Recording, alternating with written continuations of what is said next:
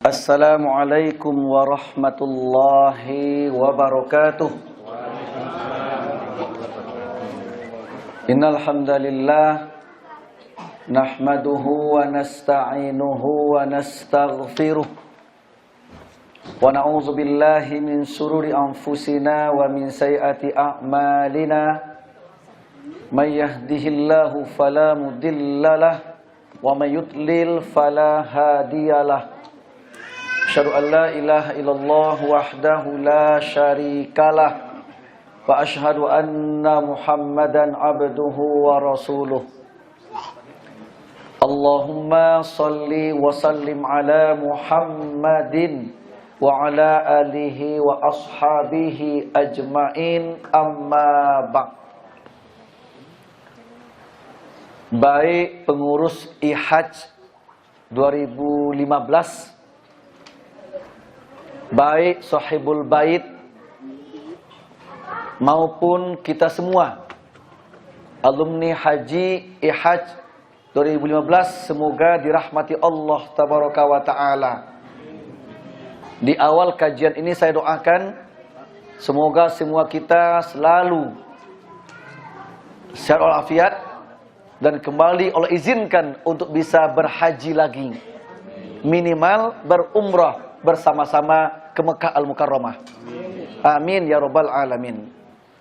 Untuk siang ini kajian kita membahas satu tema, kisah Ismail dan Ishak. Nabi Ismail dan Ishak, untuk menjadi pelajaran buat kita. Ismail dan Ishak adalah dua anak Nabi, Nabi Ibrahim alaihissalam.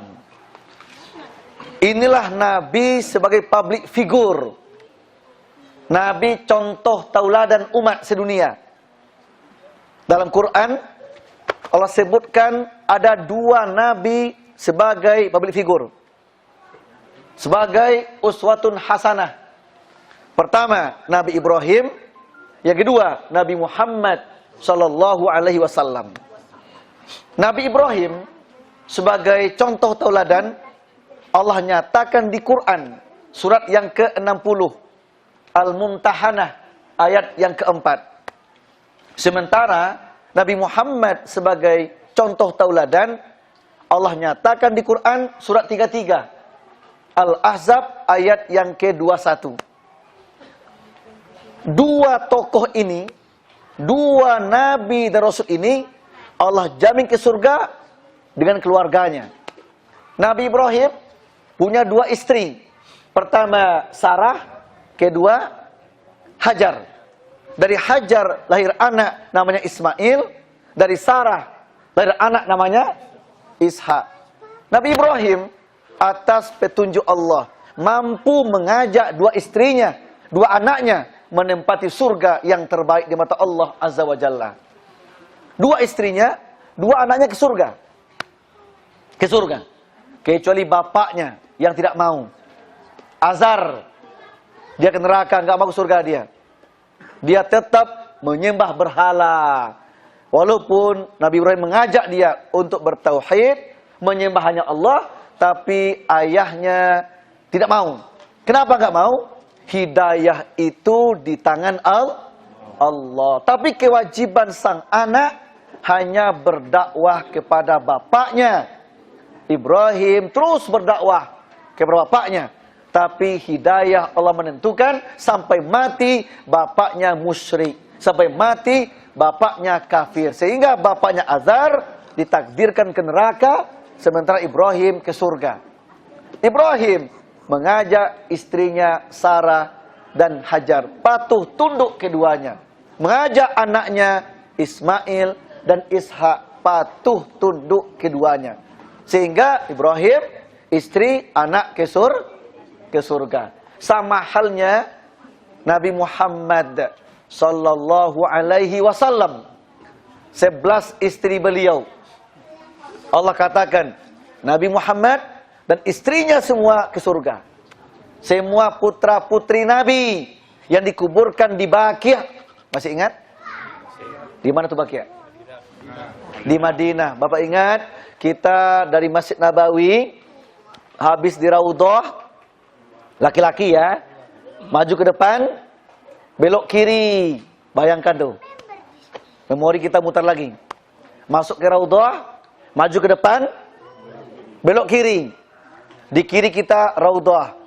Di kiri kita makam Nabi. Kita keluar. Keluar di situ, halaman masjid, kanan sedikit, kiri. Ya, sampailah di makam Baqi'. Di situ dikuburkan istri-istri Nabi kecuali Khadijah. Karena Khadijah dikuburkan di makam Ma'la. Yang lain di situ. Putra-putri Nabi dikuburkan di situ di makam Baqi' itu. Sahabat Nabi Utsman bin Affan dikuburkan di Baqi'. Sementara Umar bin Khattab, Abu Bakar Siddiq di makam Rasulullah. Setempat dengan makam Nabi. Ya, jadi di Baqi' dikuburkan putra-putri beliau. Nabi Muhammad mampu mengajak istri-istrinya, putra-putrinya untuk beriman, untuk bertauhid dan beramal soleh kepada Allah Tabaraka wa Ta'ala. Akhirnya Nabi Muhammad dan istrinya semua dan anak-anaknya ke surga. Tentu kita menginginkan pula Pak, bagaimana kita para orang tua juga sepaket ke surga. Ayahnya, ibunya ke surga, beserta anak-anak kita ke surga hendaknya. Apa resepnya? Jadikan Ibrahim contoh kita, Nabi Muhammad contoh kita. Jadikan anak Ibrahim, Ismail dan Ishak juga contoh kita. Bagaimana beliau berkorban untuk agama Islam? Nah, kita ikuti sejarahnya. Buka surat 37. Surat 37, surah apa itu? Surah apa? As-Saffat, ayat yang ke-100 sampai ayat yang ke-111. Ingin tahu kisah-kisah dari Nabi Ismail? Apa yang dicontoh dari beliau? Nah, buka surat 37 As-Saffat, mulai ayat 100 sampai ayat yang ke-111. A'udzubillahi minasyaitonir rajim. Bismillahirrahmanirrahim. Rabbi habli minas solihin. Ya Rabbku, kata Nabi Ibrahim, anugerahkanlah kepadaku anak yang soleh. Bapak Ibu, di sini ada pelajaran bahwa yang kita minta bukan anak, tapi anak yang soleh. Kalau hanya anak saja Pak, tidak usah minta, Allah kasih kok. Nah, kalau hanya anak saja target kita, tidak usah minta. Berbuat saja, bekerja saja, berusaha saja, ikhtiar saja dapat anak kok. Nah, tapi Nabi Ibrahim mencontohkan bukan minta anak, melainkan anak yang soleh. Rabbi habli minas solihin. Begitu pula Nabi Zakaria. Nabi Zakaria minta sama Allah, Rabbi habli min ladunka zurriyatan thayyibatan. Surat 3 ayat 38. Tidak usah buka, dengar aja. Rabbi habli min ladunka zurriyatan thayyibatan. Ya Rabbku, berikanlah aku anak yang baik. Dua contohnya, Nabi Ibrahim, anak yang soleh. Nabi Zakaria, anak yang thayyib, yang baik. Yang ketiga, Nabi Muhammad. Di surat 25, Al-Furqan, ayat 74. Gak usah buka, dengar aja. Ya, nanti bolak-balik susah. Pusing nanti. Dengar aja. Hah? Surat 25, Al-Furqan 74. Rabbana hablana min azwajina wa zurriyatina qurrata a'yun waj'alna lil muttaqina imama. Ya Rabbku, berikanlah kami pasangan. Jadi Bapak doanya apa? Minta pasangan, artinya istri. Ibu minta pasangan, artinya suami. Ustadz, kau udah ada pasang Ustadz? Udah ada, gak usah minta lagi. Cuma jadikan pasangan kami pasangan yang senang kami melihatnya, yang diberkahi, yang sayang sama kami, yang seia sekata sama kami, yang pengertian sama kami, yang mau mewujudkan sakinah, mawaddah, warahmah dengan kami. Itu artinya. Kalau belum dapat, minta pasangan. Udah dapat, jadikanlah pasangan kami yang mau bersama dengan kami mewujudkan sakinah, ketentraman, kenyamanan, ketenangan. Mawaddah. Mawaddah itu apa? Yang mencintai kami. Apa mana cinta di sini? Yang siap berkorban untuk kami. Itu cinta, Pak. Di cinta itu pengorbanan, Pak. Cinta itu apa? Pengorbanan. Yang menjalankan kewajibannya kepada kami. Itu kita minta. Yang seia, sekata, seduka, secita. Kalau punya, sama-sama ketawa. Kalau nggak punya, sama-sama menangis. Ya. Bersyukur ketika ada, bersabar ketika nggak ada. Seia sekata, seduka secita. Nah, minta sama Allah, Rabbana hablana min azwajina wa dzurriyyatina qurrata a'yun waj'alna lil muttaqina imama. Kita minta sama Allah dijadikan pasangan kita, anak kita yang qurrata a'yun. Nabi Zakaria anak Thayyibah, baik. Nabi Ibrahim anak yang soleh. Nabi Muhammad anak yang qurrata a'yun. Ketiga-tiganya sama, Pak. Beda doa tapi sama tujuannya, agar anak kita menjadi anak yang baik. Apa baik itu? Kepada Allah dia taat, sama orang tua dia berbakti, sopan santun. Kepada manusia dia berakhlak mulia. Senang orang melihatnya. Itu yang kita minta. Nabi Ibrahim itu mintanya, Pak. Rabbi habli minas solihin. Ya Rabbku, anugerahkan kepadaku anak yang soleh. Itu doa Nabi Ibrahim. Akhirnya apa? Fabasyarnahu bigulamin halim. Kami kabulkan doa Ibrahim dengan cara kami beri kabar gembira dia akan lahir anaknya nanti yang soleh, yang dimintanya itu, bernama Ismail. Caranya, istrinya hamil. Secara akal nggak masuk, Pak. Ibrahim sudah tua, istrinya Hajar tua. Tapi apa sih yang tidak mungkin bagi Allah? Susah bagi kita, mudah bagi Allah. Kalau Allah mau. Hah? Allah mau. Nah, akhirnya apa? Di usia tuanya istri hamil. Senang beliau, Masya Allah, senang, Pak. Akhirnya tiba saatnya anak pun lahir. Lahir anak diberi nama dengan Ismail. Setelah anak lahir, diasuh, disusukan, dibesarkan anak. Terus apa lagi? Falamma balagha ma'u sya'ya. Maka ketika anak itu mulai remaja, sudah bisa bekerja membantu ayahnya. Usianya usia berapa itu? Ya kira-kira 15. Ya 8-10 tahunan lah. Ya. Baru mulai anak-anak ke atas. Tapi sudah bisa membantu ayahnya. Senangnya luar biasa Ibrahim, Pak. Ibrahim senang, istri pun senang. Ketika anak disenangi, cinta tertumpah ke anak, datang pula mimpi ke beliau. Mimpinya apa?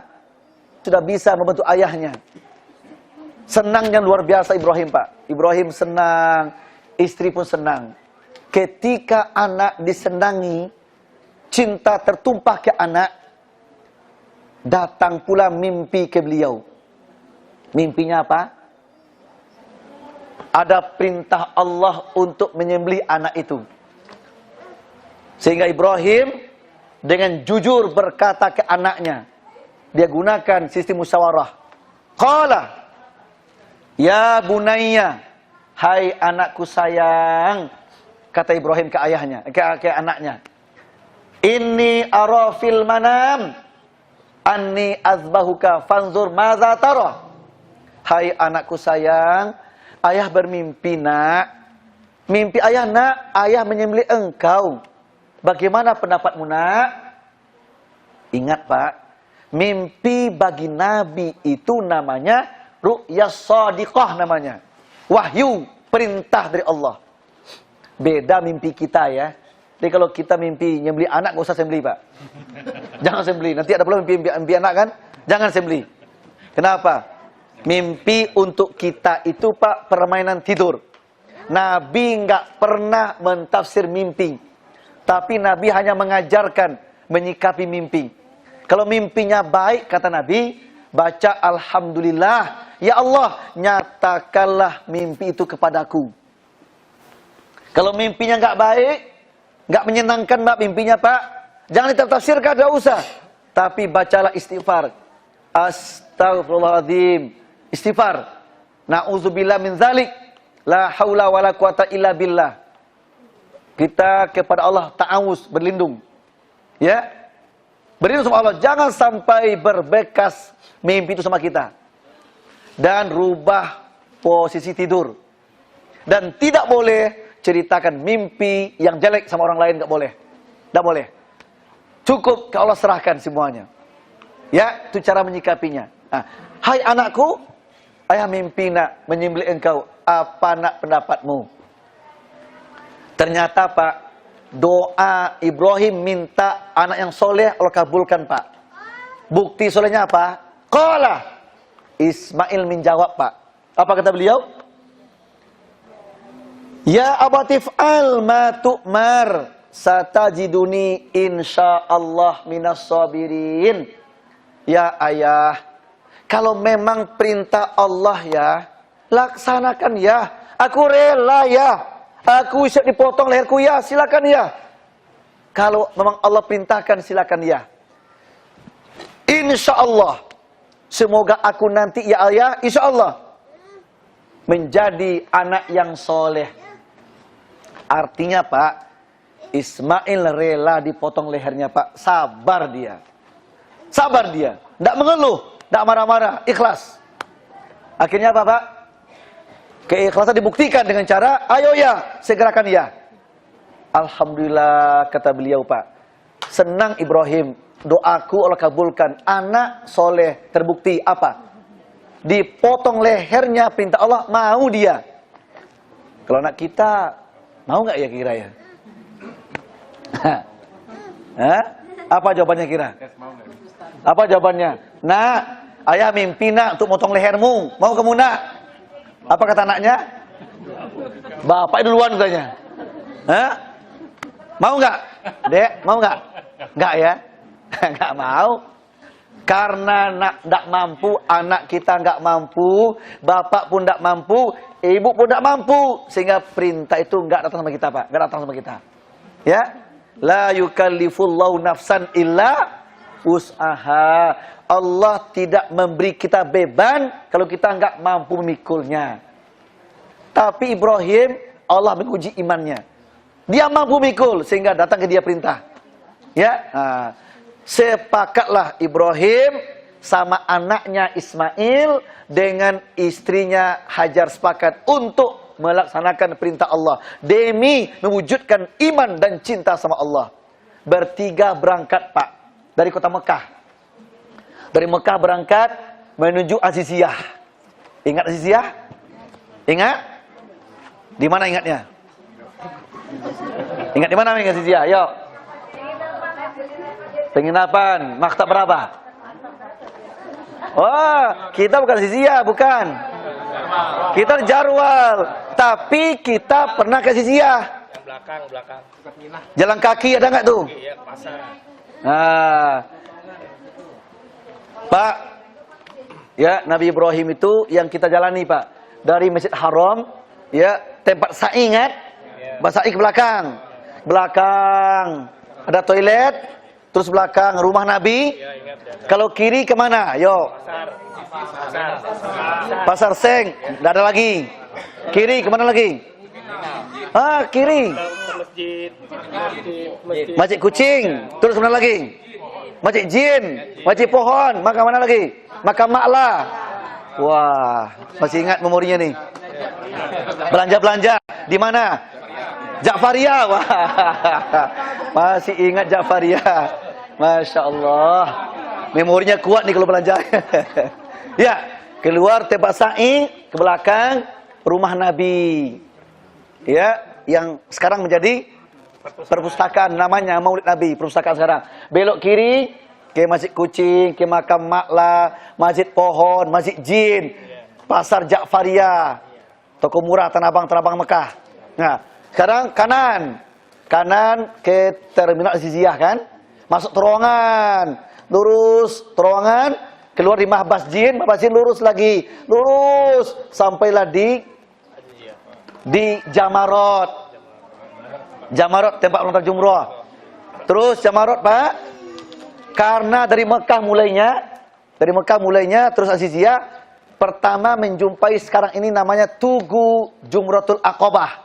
Nah, di tempat itu Pak, datang iblis, datang setan. Hai Ibrahim, mau kemana kamu? Ini mau nyembelih anak. Ah, nyembelih anak? Enggak salah itu, tidak salah. Perintah Allah kepadaku, aku wujudkan perintah itu. Kata setan Pak, Ibrahim, tak mungkin perintah Allah itu. Masa Allah mengasih anak, Allah perintah nyembelih, tak mungkin. Ibrahim, itu perintah setan itu. Apa kata Ibrahim? Tidak, ini perintah Allah, engkau setan. Wah, kaget setan Pak. Wah, ngelawan dia. Ya, kamu stres ya Ibrahim. Diambil batu Pak. Bismillah Allahu Akbar. Bismillah Allahu Akbar. Berapa kali? 7 kali. Syaitan lari Pak. Lari. Terkencing-kencing Pak syaitan Pak. Nah, di tempat itulah bikin tugu. Yang sekarang ini namanya Jumratul Aqabah namanya. Itu sejarahnya tuh. Terus. Jalan lagi. Sekitar 100 meter. Datang lagi syaitan. Kemana engkau Sarah? Kemana engkau Hajar? Ini mau nyembelih bocah. Nah, kata Hajar, kamu stres ya? Kamu stres ya? Enggak, aku waras. Kok nyembelih bocah? Ini perintah Allah ke suamiku. Suamimu yang stres kali? Enggak, suamiku normal. Dia imamku. Ya, dia beriman sama Allah. Wah, sama aja nih, istri suami stres kedua-duanya. Kata syaitan, tidak. Dia ambil batu, menyingkir engkau. Bismillah Allahu Akbar. Bismillah Allahu Akbar. Setan pun lari Pak. Lari setan Pak. Di tempat itu dibikin tugu pula. Namanya Jumratul Wusta namanya. Jalan lagi. Sekitar 100 meter. Setan tidak putus asa Pak. Wah, giginya luar biasa setannya. Ya, datang pula ke anaknya. Ismail, mau kemana kamu bocah? Lah, bocah ngapain? Hah? Mau kemana? Mau disembelih? Hah, disembelih? Yang juru siapa? Allah ke ayahku. Jangan mau kamu. Tidak, ini perintah Allah. Untuk cintaku sama Allah, ku siap disembelih. Wah, ini anak soleh Pak. Siap disembelih untuk Allah. Apa kata setan? Anak, ibu, bapak sama stres semua. Kata setan. Minggir kau, kata Ismail. Bismillah Allahu Akbar. Bismillah Allahu Akbar. Setan pun lari Pak. Di tempat itu dibikin pula tugu. Apa namanya? Jumratul Ula. Akhirnya Pak, 3 tempat bersejarah. Ya, lanjut mereka bertiga lulus. Terus jalan Pak. Ingat? Jumrah Aqabah, Wusta, Ula. Lurus sebelah kanan ada Masjid Khaif namanya. Masjid Khaif. Ingat nggak? Masjid Khaif. Dikit lagi ada Istana Raja. Di atas gunung sebelah kanan. Ya ingat? Nah, di samping Istana Raja itu ada tugu. Namanya Tugu Ismail namanya. Naik ke atas. Sampai di atas. Nah, ini ayat berikutnya. Falamma aslama wa tallahu lil jabin. Maka tatkala Ibrahim dan anaknya telah pasrah ke Allah. Anaknya dibaringkan di puncak gunung itu Pak. Ya, anak dibaringkan di pelipisnya. pedang di tangan, di lehernya. Ketika Ibrahim mau nyembelih anak, Bismillah, Allahu Akbar. Begitu bar Pak, mau digerakkan lagi Pak tangannya, datang panggilan. Wa nadainahu ay Ibrahim, hai Ibrahim, tunggu, stop. Ada panggilan. Ibrahim, tunggu. Qad saddaqta ru'ya. Engkau telah membenarkan mimpimu Ibrahim. Inna kadzalika najzil muhsinin. Sesungguhnya kami akan membalasi siapa saja yang berbuat baik. Inna hadza lahwal balaghul mubin. Sesungguhnya ini adalah ujian yang nyata bagimu. Ini ujianku sama engkau. Ternyata engkau lulus ujian.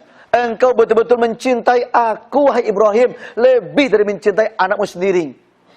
Engkau lulus ujian. Fanadainahu bidzibhin azim.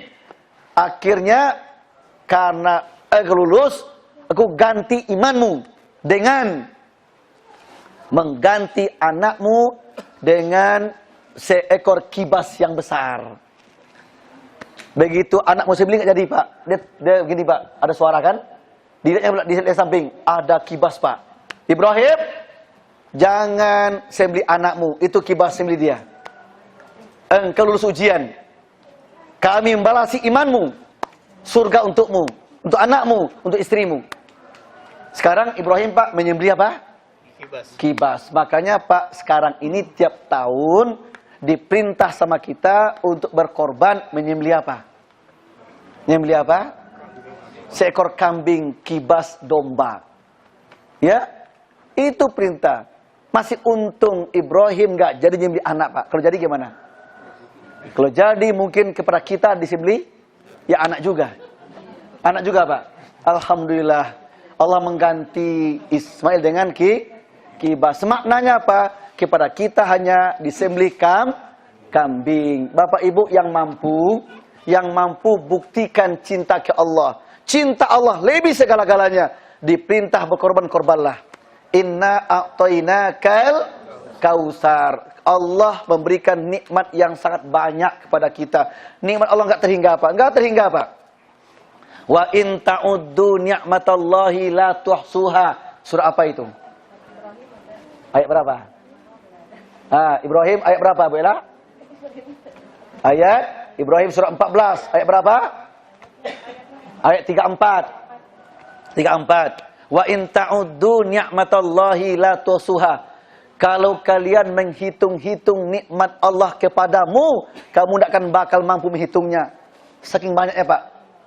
Untuk itu Allah enggak minta bayaran, cukup bersyukur. La in syakartum la azidannakum wa la in kafartum inna azabi lasyadid. Cukup syukuri. Kalau bersyukur kepadaku, ku tambah nikmat kepadamu, ku ganti berlipat ganda, kata Allah. Surat berapa itu? Surat Ibrahim juga ya, 14 ayat yang ke-7. Ya, bersyukur Allah ganti. Tidak bersyukur, azab tiba. Bukti syukur kita apa? Apa bukti syukur kita? Fasolli li rabbika wanhar. Bukti syukur, sholatlah karena Allah. Dan berkorbanlah karena Allah. Jadi Pak, sholat yang kita kerjakan, berkorban tiap tahun Pak dalam rangka syukur nikmat. Nabi Muhammad Pak, sudah dijamin surga bagi dia. Dia berkorban sama Allah. Berkorban terus Pak. Ya. Nah, apa kata Aisyah? Ya Rasulullah, bukankah surga telah dijamin untukmu? Betul ya Aisyah. Kenapa engkau beribadah yang luar biasa hebatnya? Salat engkau Rasulullah, salat engkau lamanya luar biasa sampai bengkak kakimu. Kenapa engkau berkorban? Kenapa salat? Apa kata Ibrahim, kata Nabi Muhammad Pak? Salahkah aku hai Aisyah mensyukuri nikmat Tuhanku? Nah, jadi Pak, karena kita merasa nikmat telah banyak kita terima dari Allah, maka syukur nikmatlah dengan cara fasolli li rabbika, salatlah karena Allah. Wanhar, dan berkorbanlah. Korban apa? Korban apa? korban kambing, kibas domba per orang satu. Oh Ustaz, bolehkah kami 7 orang? 1 sapi, 1 onta? Ya boleh. Hadis Nabi bolehkan. 1 onta, 1 sapi, 7 orang. Boleh. Oh kami kaya raya Ustaz, bolehkah? Per orang 1 sapi? Bagus. 1 orang 1 onta, rancak. Tahu rancak? Bagus. Bagus juga itu. Hah? Oh Ustaz, kami nggak bisa. Kami hanya 1 kambing sekeluarga. Juga boleh. Boleh Pak. 1 kambing, ya Allah, ini korban kambing untuk diriku dan untuk sekeluargaku. Boleh. Boleh. Boleh Pak. Cuma tinggal tanya hati nurani. Kita mampu yang mana nih? 1 kambing sekeluarga, atau 1 kambing untuk bapak, 1 kambing untuk ibu, atau 1 sapi untuk bersama. Kemampuan yang bicara. Tapi minimal 1 kambing untuk sekeluarga. Itu minimal. Berkorbanlah. Sebentar lagi datang Idul Adha. Siapkan dari sekarang korban terbaik. Korban terbaik untuk kita. Nah, Nabi Ibrahim menyembelih sapi, menyembelih kibas tadi.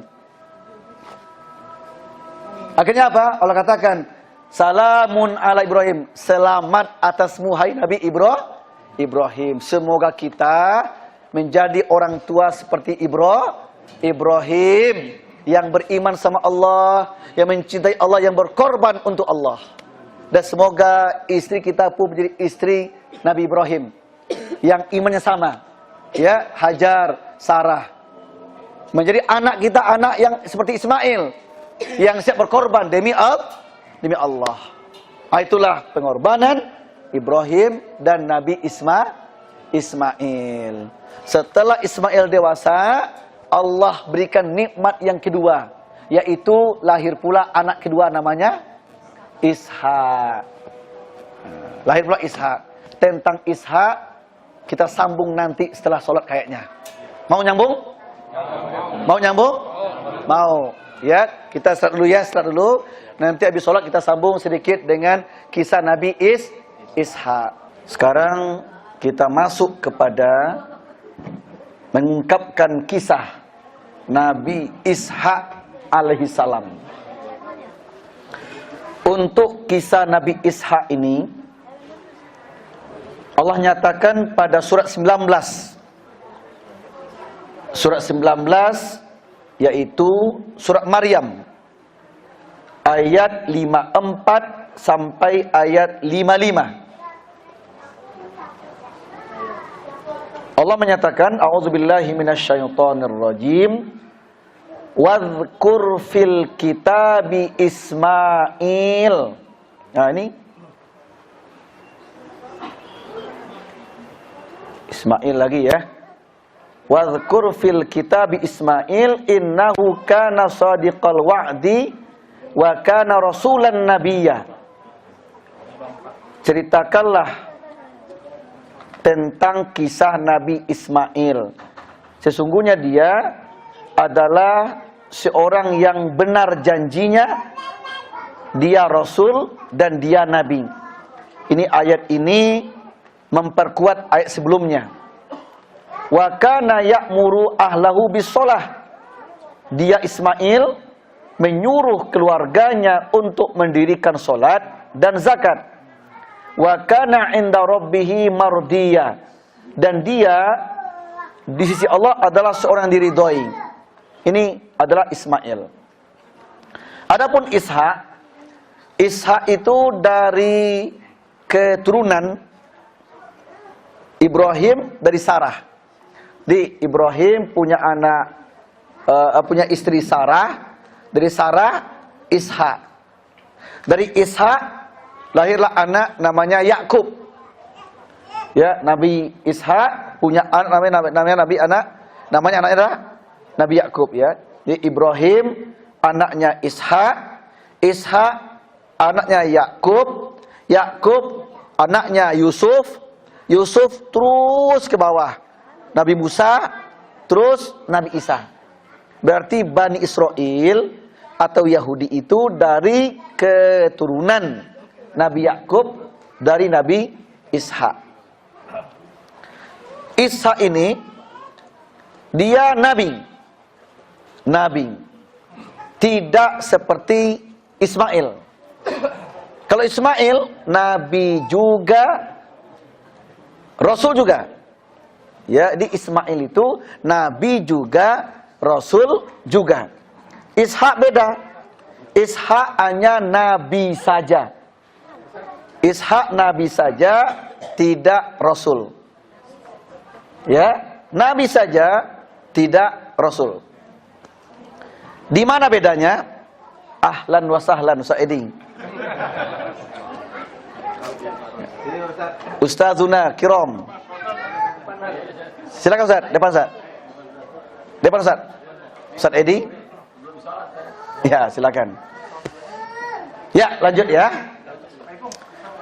Jadi kita membandingkan antara Ismail dan Ishak ini, Pak. Ismail, dia nabi, dia juga rasul. Kalau Ishak hanya nabi saja. Di mana bedanya? Ismail punya umat, Ishak tidak. Kalau dia tidak punya umat, maka Ishak menerima wahyu dari Allah untuk dirinya saja dan untuk keluarganya. Tapi Quran tidak mengungkapkan, Pak, kisah lika-likunya Ishak. Ya, berarti kisah dari Ishak itu enggak banyak. Enggak banyak.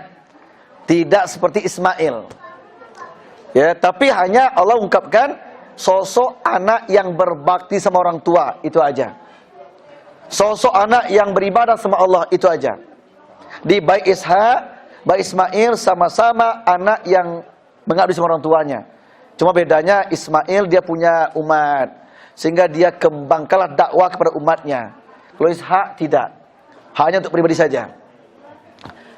Yang terpenting untuk kita adalah kita punya anak, sejauh mana pengorbanan kita untuk anak itu, menjadikan mereka itu soleh, solehah. Seperti perjuangan Nabi Ibrahim untuk kedua anaknya. Dia bisa bikin akur anaknya. Dia bisa bikin anaknya menjadi anak yang soleh.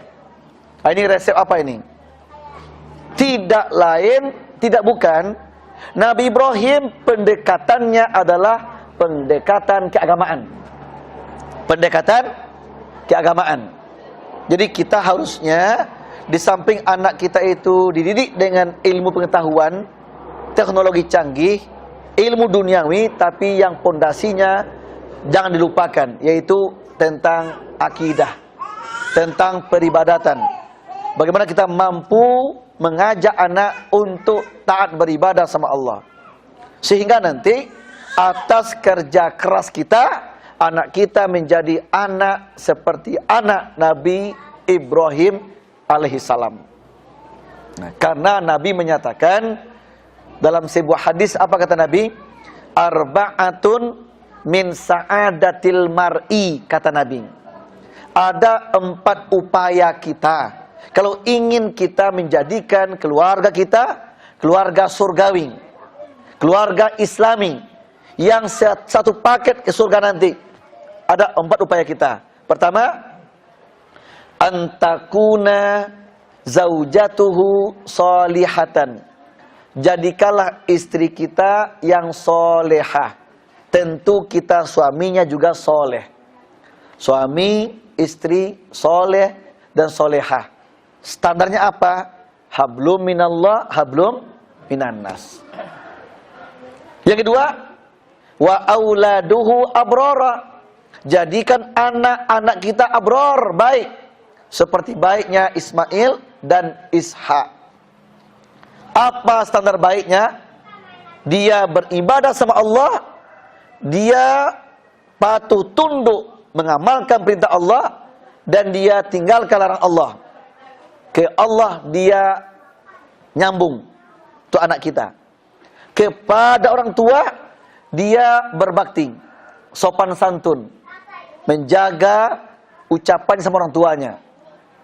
Dan kepada tetangga, masyarakat umum, berakhlak mulia. Itulah standar anak yang baik itu. Maka kata Nabi, kalau ingin keluarga kita satu paket surga, jadikan suami istri soleh-solehah. Yang kedua, jadikan anak kita anak Islami. Boleh otaknya bagus, boleh sekolah tinggi, boleh modern dalam duniawinya, tapi pondasi agama jangan lupakan. Nah, yang ketiga, wa khulata'uhu solihin. Carilah lingkungan yang baik untuk anak itu. Maksudnya apa?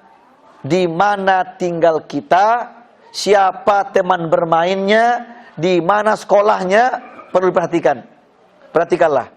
Jangan sekali-kali serahkan didikan anak kepada musuh Allah.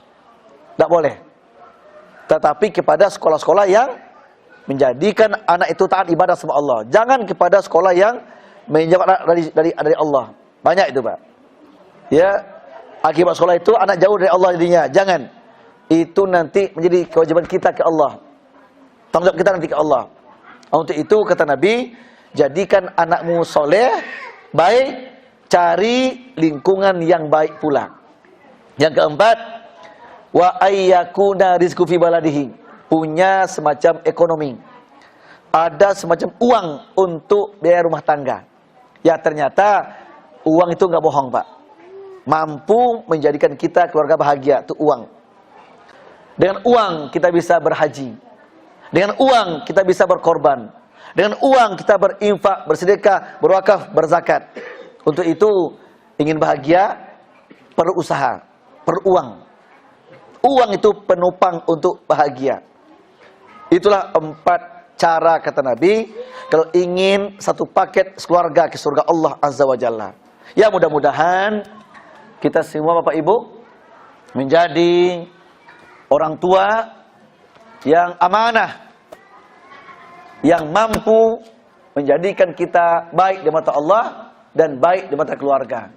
Semoga anak-anak kita, anak-anak yang taat sama Allah, yang berbakti sama orang tuanya, yang berakhlak di tengah-tengah masyarakat. Semoga kita semua selalu dijaga Allah dari hal-hal yang diinginkan. Selalu satu visi misi untuk membela agamanya, sampai mati kita berjuang untuk agamanya. Sehingga nanti harta benda, pangkat jabatan, kekuasaan sebagai jembatan ke surga Allah Azza wa Jalla. Amin ya rabbal alamin. Itulah barangkali untuk kajian kita di siang hari ini. Kesimpulan, jadikanlah Nabi Ibrahim dan keluarganya sebagai contoh kita, panutan kita. Gimana imannya mereka, gimana akhlaknya mereka, gimana ibadahnya mereka, kedekatan mereka sama Allah, kita contoh. Ya, yang kedua, waktu berkorban pun mau datang. Ayo siapkan korban yang terbaik. Ya, korbankan harta kita, sembelih kambing di hari raya Idul Adha nantinya dan hari tasyrik. Semoga korban itu sebagai wujud syukur kita sama Allah Azza wa Jalla dan sarana untuk diganti berlipat ganda harta kita oleh Allah. Amin ya rabbal alamin. Itulah barangkali tausiah kita. Ada yang mau nanya?